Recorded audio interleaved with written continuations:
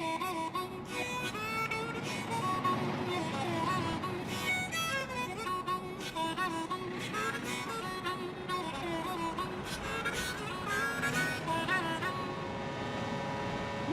Kart World!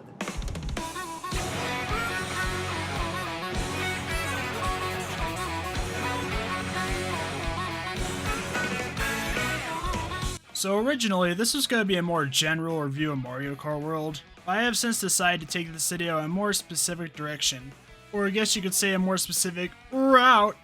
See what I did there with the, the whole connected world. Anyway, yeah, in this video, while I still will be mentioning some aspects of the game as a whole, I feel a general review would be pretty redundant given the game has been out around a month already at the time of writing. I want to use this as an opportunity to talk about why I actually really like the routes connecting the tracks as part of the race. I'm tired of calling them intermissions, don't hate me. So in today's video, I'm going to discuss why I enjoy them so much, and maybe, just maybe, also convince some of you watching who don't like them to potentially see them in a new light. This is Dan of Dan's Game Zone. Now, let's talk some Mario Kart World. So to start, yeah, Mario Kart World. I wonder what the concept is.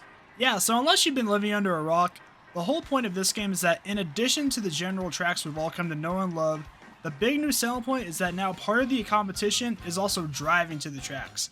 And in doing so, the devs create a fully interconnected world acting as the connective tissue between all these tracks, and this is where the great divide of Mario Kart fans start. For the past 30 plus years, the Mario Kart formula hasn't deviated much beyond 3-lap races, with occasional exceptions like Mount Wario and 3DS Rainbow Road, which had 3 sections instead. Well, imagine if an entire Mario Kart game was designed with that mentality.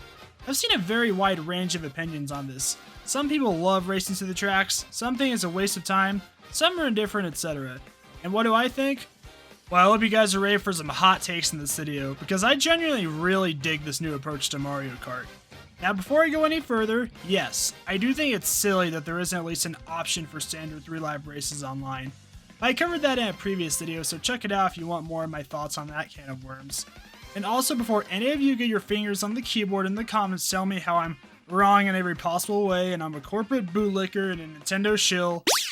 Okay, that last one actually might be partially true. But anyway, before all that, I kindly request they let me explain myself. So yeah, with Mario Kart spanning over 30 years, I will start by saying it's only natural that a large part of the player base will gravitate towards standard 3-lap races. And I want to make it 100% clear that that's totally fair. I want to truly emphasize there is nothing wrong with that take. Well, let's analyze the, I guess, normal way this game is played. So not Grand Prix, but just a standard online race as our example. You started where the last race ended and traveled to the next track. And Nintendo has confirmed there are over 200 different routes between all of these tracks. And that, in my opinion, is insane. I mean, yeah, that honestly sounds like a nightmare to design all of that just conceptually.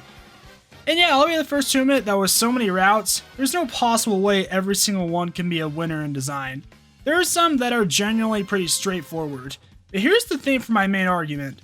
So much of it is the feel for me. For even those basic routes to the tracks, between the day-night system, the directions you go between these routes, all the little elements like the rails, power lines, the different types of traffic, and the music changing depending on where you are, more than anything, this game gives me a sense of genuine adventure, and that is the biggest reason I like these routes.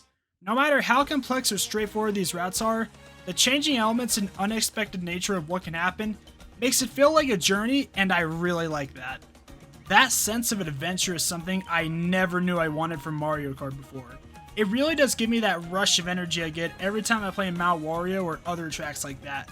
I kinda get a rush of excitement when I do see the track in sight. Like, you gotta prepare yourself for the big finale. I think a big part of that is the lead-ups to a lot of these tracks thanks to the open world format. I want to bring up a few tracks to emphasize what I mean. First, I'm going to bring up Peach Stadium, which so far isn't a very popular track from what I've seen online, but just hear me out here. Now yeah, some of the actual track design at Peach Stadium isn't super crazy, especially the bottom half of the track. But man, the lead up to the track is something else. Between seeing Peach's castle in the distance, slowly getting bigger as you approach it, and the music swelling up as you make your way there,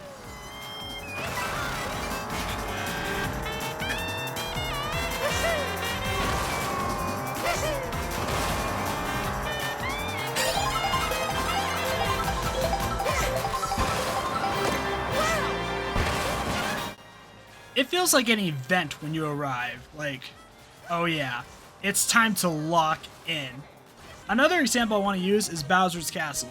Bowser's Castle in this game is already a pretty great track in my opinion, with how intense the race feels between all the fire and the lightning and stuff, but man, the lead up there really just completes it. Okay.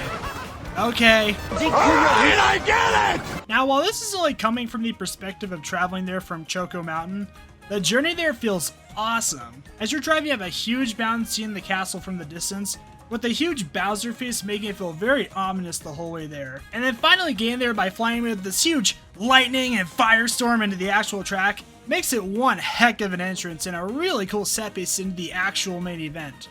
For me at least, a lot of it comes down to the feel I get when I'm playing. As someone who plays a lot of video games, I'm a very big feel guy, by how it feels to control a game, how it feels to be experiencing a story, and just that feeling of raw immersion for me. That feel of adventure I keep bringing up is I think a big reason why I see the value in this design so much.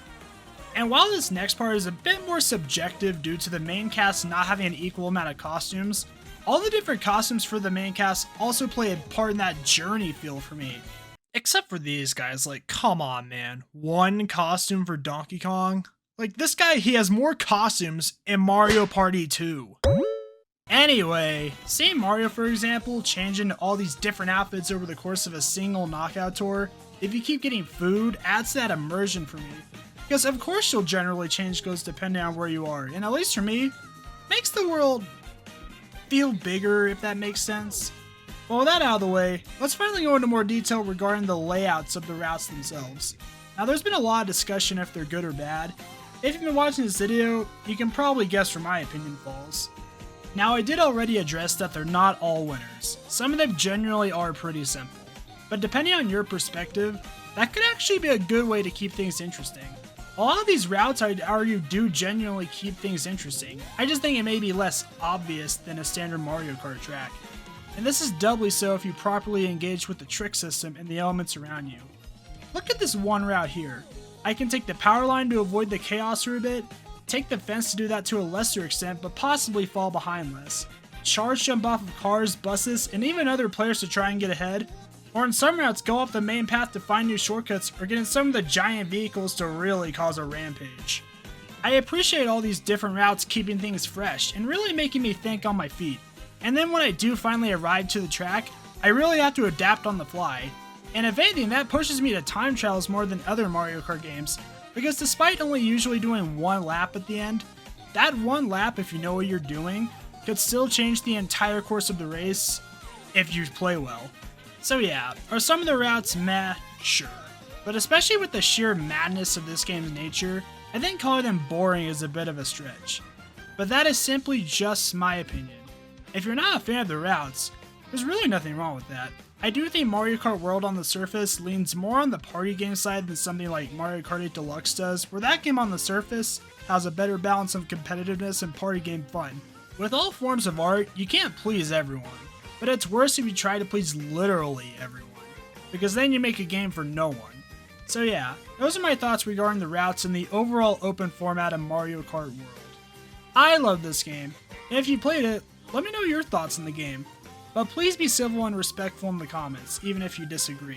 Because honestly, there's really no reason to get that angry at others for having a different opinion about Mario Kart World. This is Dan of Dan's Game Zone, and I'll see you all later.